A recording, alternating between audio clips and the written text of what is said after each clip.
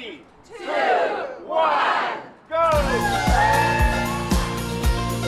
Lutheran Hospital has been a really critical and integral part of our community for 120 years or more, really.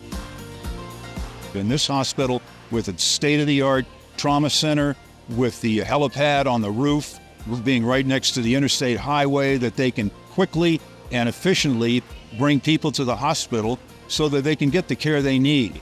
And when you have the care that you need, you're secure in your living arrangements, and you're secure with taking care of your family and building community. This has been a 5-year dream in the making, and it's just a day of celebration as we sort of mark the next phase of the legacy of Lutheran. It is so exciting to actually see members of our community walking through the new building and the looks of just joy and excitement on their face. It is a beautiful facility. It's also a very efficient and well thought out facility to support patient care. I thought it was awesome, state-of-the-art, brand new.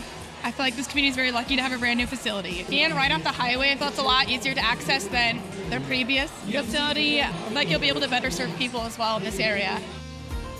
The mission of Intermountain Health is to help people live the healthiest lives possible. Part of what we do when we look at investing in new infrastructure like this and building a new hospital, which we don't do often, by the way, is we look at access. We look at increased quality of patient care.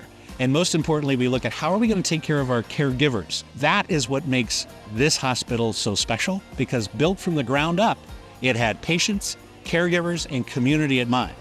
And it's going to be here for a very long time. Our community is our why. Without our people, without our community here in this building, we're just a pretty building on I-70. Now that we can begin to continue the healing legacy of Lutheran Hospital, it's really a feeling of incredible joy.